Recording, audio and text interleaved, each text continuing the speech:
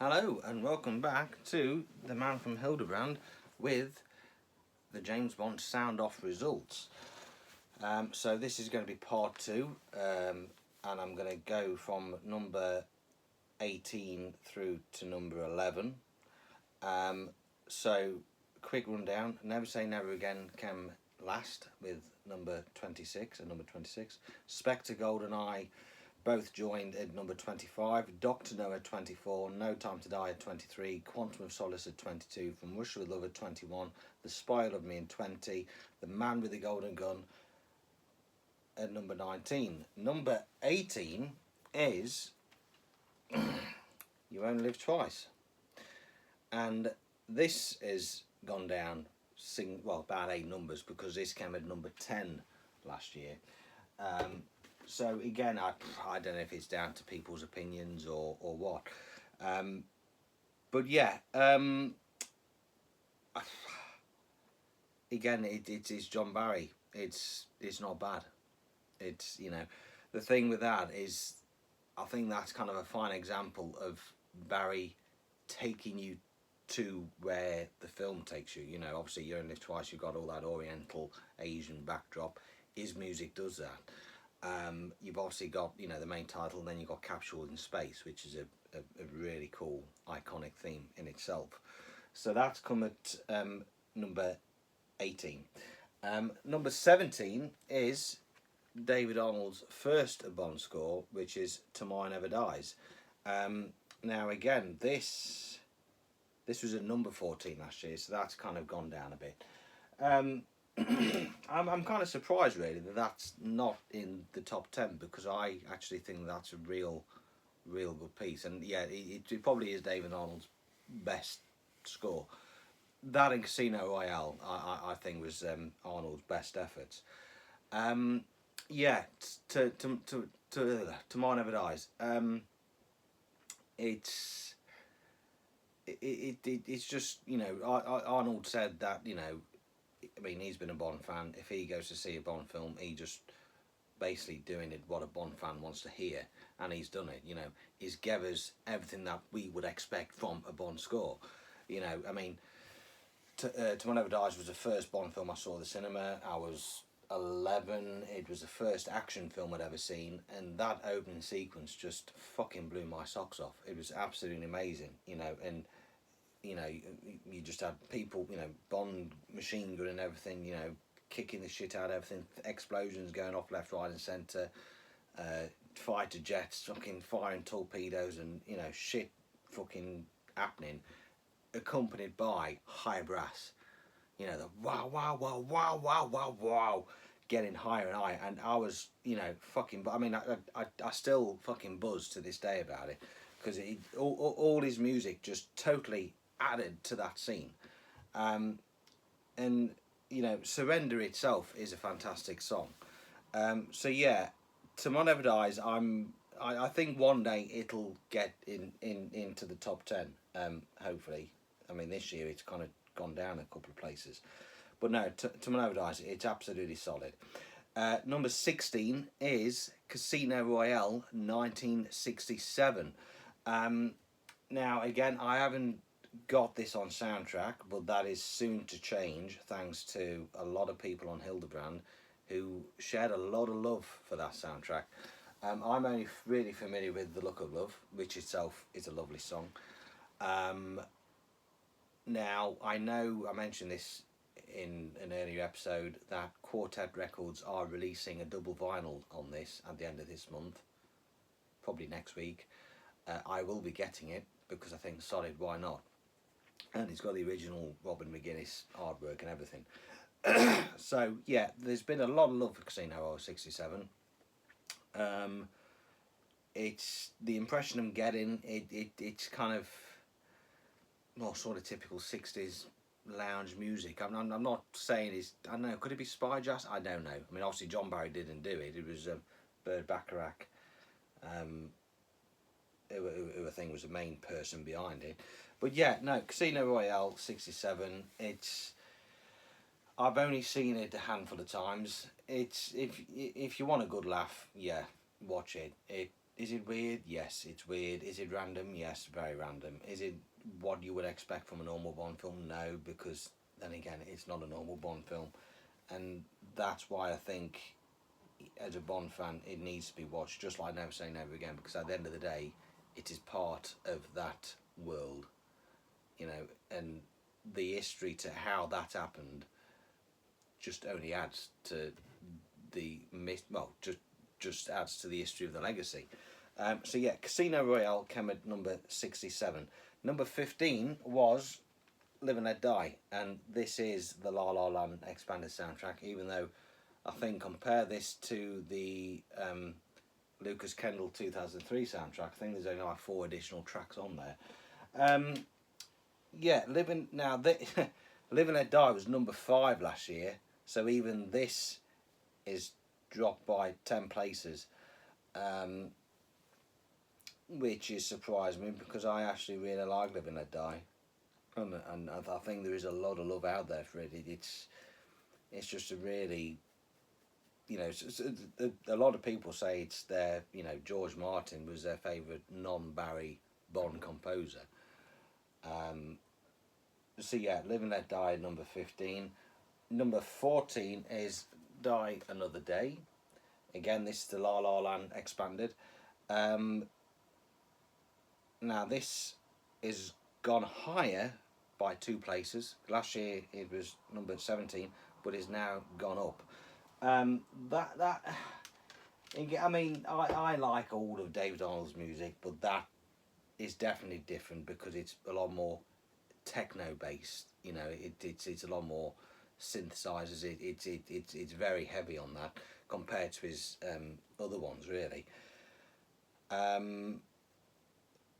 So yeah, I mean there is some good pieces in there, especially the action pieces. There's some good sort of riffs and motifs and stuff in there.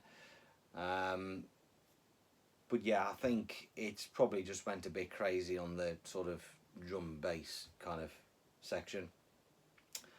Number 13 is the film before that, which was The World Is Not Enough. So we've already had 3. So this is the 3rd Arnold score of today. The World Is Not Enough. That's gone down 1 position from last year. It was number 12. It's gone down slightly. But that's what's going to happen. You know, certain titles are going to go up, certain titles are going to go down. There was not enough. Yeah, I mean, it is different. All I can compare it to is obviously you've got Tomorrow Never Dies, which is very orchestral based. The World Is Not Enough kind of starts going a bit more electronically based with a bit more techno. It's very similar to how Casino Royale and Quantum of Solace was. Casino Royale was very similar to Tomorrow Never Dies in the sense it was very orchestral based. Quantum of Solace went a little bit further to a bit of like techno and like electronics. This is the same thing with The World Is Not Enough. So yeah, again, I mean, you've got the action pieces, you've got Electra's scene, which is brilliant. So yeah, it's and especially with the expanded, which I haven't listened to that for a bit to be fair, but with the expanded score, there's, you know, it's you've got the music from the entire pre-title sequence. You've got a bit more music for when Bond goes to is it Kazakhstan? You know, to the nuclear bunker. You know you've got a bit more in there. So yeah, overall, I think it's a really good piece from David Arnold. Number 12 is Skyfall, and this is one of them examples where, you know, titles move up, move down. This has gone up. Last year it was at number 19. It's now at number 12, so it's gone up. So there's been a bit more, you know, appreciation and love for it this year. Again, I mean, I said this in the last one. Out of the 2, I prefer Skyfall. Out of Spectre, Skyfall. It's, you know, you've got some good solid themes in there. You've got well, I think the theme that represents M. That's I mean, the missus likes that one. There's, you know, he does use the Bond theme, and I like his arrangement of the Bond theme. I'm not talking about the Aston Martin, the breadcrumbs where Bond uh, brings the Aston Martin out of the locker. It's the the Bond theme that's heard in the pre-title sequence, which is then later heard in the Scotland sequence. Um, I just think, I mean, okay, it's not the full Bond theme. It's just segments of it, but I still like it. So yeah, Thomas Newman. I'm glad he isn't back, and I just, I'm not a massive fan of him, to be fair. I mean, obviously, his Spectre score. I just thought, well, what was the point? Skyfall was brilliant, and when I went to see Skyfall in concert, that actually made me appreciate the Skyfall soundtrack a lot more.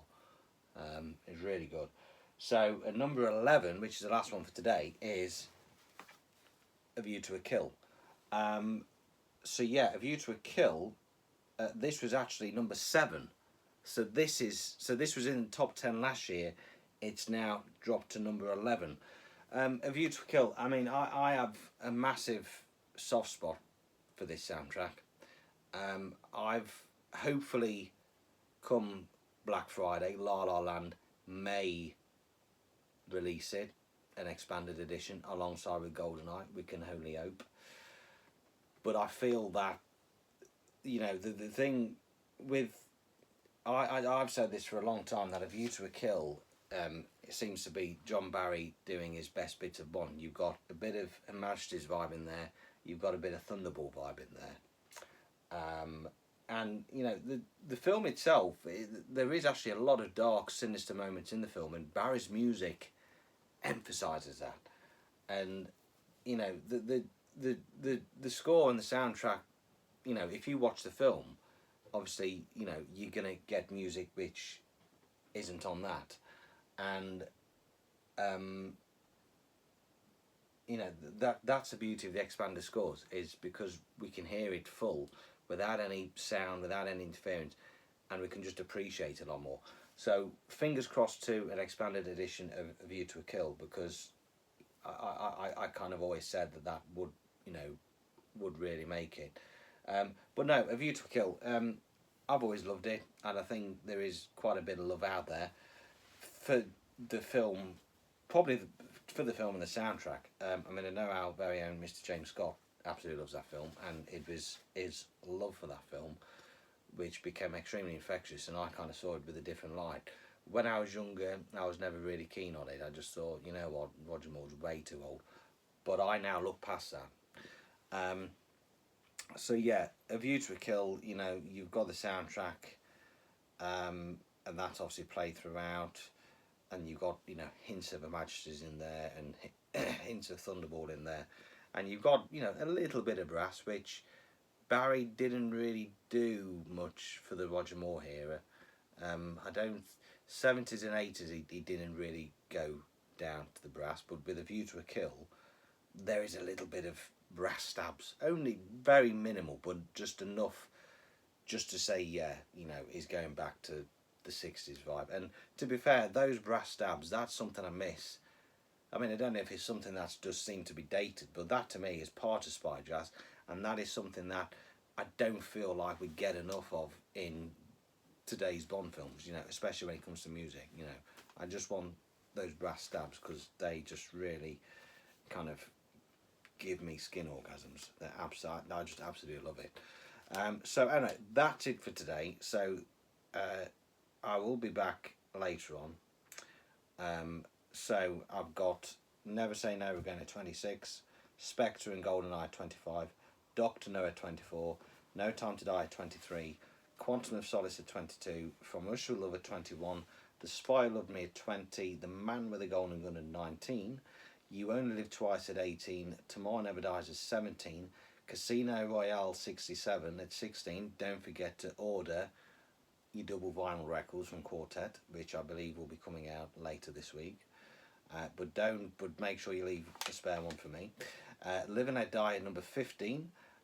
Die Another Day at number 14. The World Is Not Enough at 13. Skyfall at 12. And A View to a Kill at 11. and next time I'll be going from 10. I'll be doing the top 10, so we'll find out which one's number 10 and which one's number 1. So yeah, already comparing it to what happened last year, things have changed significantly. I may well do it again next year. It is a bit stressful because you get. I mean, I have actually booted a couple of awkward sods off the group because they're just getting on my tit and they just weren't. Well, they just weren't playing ball. You know, at the end of the day, you know, if you want to participate, brilliant. If you don't, don't. What I'm getting is people who just, you know, won't give a score, but then just be really awkward, but just won't give an overall score of the soundtrack like is requested, but would just start, you know, giving certain tracks a score out of 10. It's like, no, that's not the, you know, the name of the game. You know, if you don't participate, there's no point doing it. And people probably, you know, enjoy this. So it's like anything. All you need is just one idiot to ruin it for the rest. And, you know, these, you know, people who contribute to Hildebrand in terms of articles and stuff, you know, this ain't a 5-minute thing. You know, there is some planning involved. I mean, what I've done is I mean, every Wednesday a post would come out with, you know, the soundtrack, and then it'd be like, you know, rate out of 10. I'd basically, well, with any article and stuff I do, I basically write them and then I schedule them. So obviously when I was in hospital and I was totally non-responsive and totally out of it, the posts were still coming out and people were like, well, hang on, if he's in hospital and not with it, how's he managing this? It's because it was scheduled.